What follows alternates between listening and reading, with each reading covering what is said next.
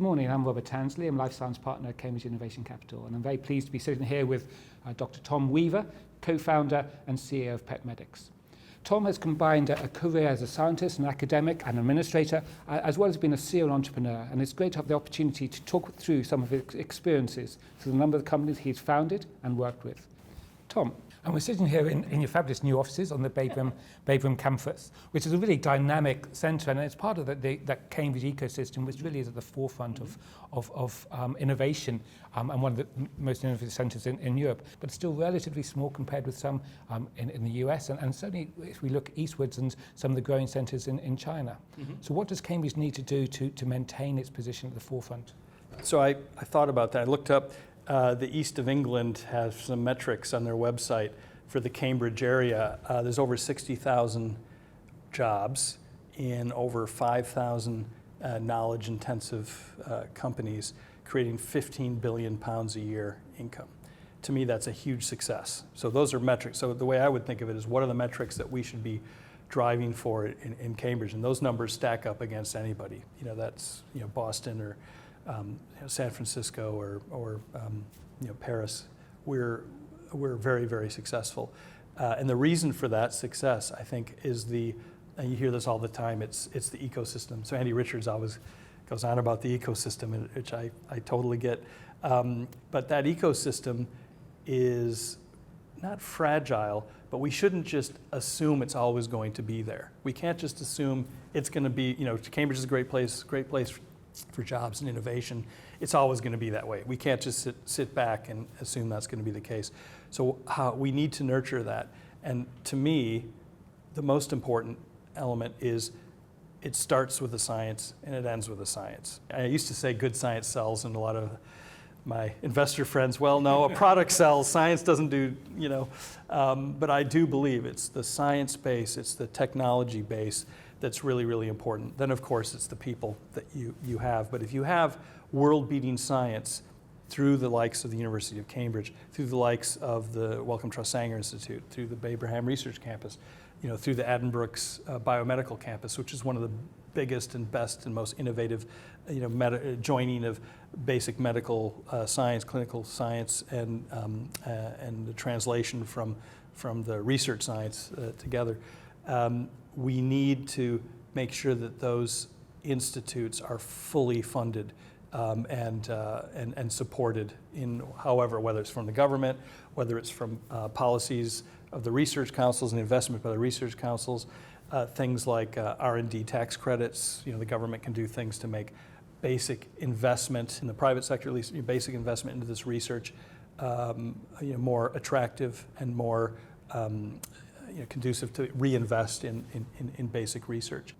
Can we move a little bit on to, I'm very conscious that two of your companies, Hexagon and Gene Service, were bought by large organizations. Congenico is kind of forging its way as an independent company, and PetMedix obviously is one of the most exciting emerging animal health companies. There's been a criticism that, particularly UK companies and Cambridge as well, where companies sell out too soon, and we don't see the number of really significant companies, global leading companies. What is your thoughts about the pressures about selling out too soon, and what's the optimal time as companies grow and develop? Yeah, well, certainly my experience is exactly that. We trade sales are pretty much the norm in the UK. It would be great to build a larger company of greater value, and I must admit, my personal I'm a very objective-oriented guy, milestone guy. So I think about, what are we going to accomplish in the next 6 months, or in the next 12 months, or in the 18 months, in the next 3 years? What do we need to do? And what drives those milestones are how you can build value in your company, your value inflections, which you'll be very well aware of as an investor. What are you going to do of the myriad of things that you're doing with all this cool technology? What are the bits along the way which really adds value, that makes you different, that makes you, there'll be a price evaluation of how many dollars you're worth.